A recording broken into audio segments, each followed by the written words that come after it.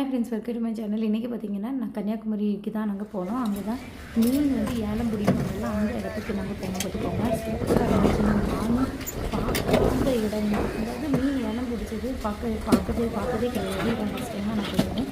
மீன்லாம் எனக்கு லைஃப்பில் நிறைய மீன் நான் பார்க்கவே இல்லை. அந்த மாதிரிலாம் மீன்லாம் பார்த்து பார்த்தீங்கன்னா மத்தி மீன், வாழை மீன், அப்புறம் காரை மீன், கனவாய் மீன், சிப்பி சீசன் வந்துருச்சு.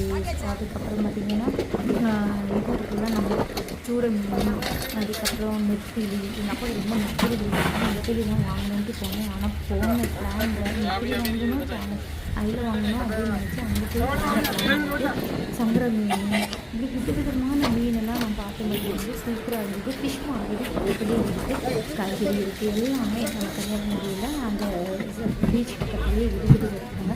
போனீங்கன்னா நல்ல விசிட் பண்ணுங்க, காலையிலே போயிருங்க. அதாவது 8:30 to 9 மணிக்கெல்லாம் தூங்குறது. அதுக்கப்புறம் வந்து அடுத்த ஈவினிங் தான். ஸோ காலையிலே போயிடுறாங்க. 5 மணிக்கெல்லாம் தூங்கினா நல்லா போயிடும். இதை வந்து ஹோட்டல்ஸுக்கு, அதுக்கப்புறம் சின்ன சின்ன கடைக்கு வந்து அவங்க வந்து என்ன பண்ணுவாங்கன்னா கொண்டு போவாங்க, வேலை முடிச்சு தான் கொண்டு போவாங்க. ஸோ அந்த மாதிரி கடையும் பார்த்தாச்சு.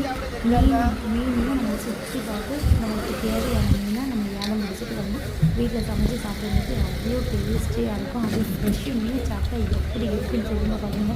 அதுலேயும் பார்த்திங்கன்னா ஒரு சிவப்பு கலரில் மீன் பெருசு பெருசாக கிடந்துச்சு. அது என்னென்னே எனக்கு தெரியாது, அதுக்கு பேரை எனக்கு தெரியல. மக்களே உங்களுக்கு தெரிஞ்சதுன்னா கமெண்ட் பண்ணுங்கள். இந்த கலர் மீன் தான் ஃபஸ்ட் டைமாக பார்த்துருக்கு.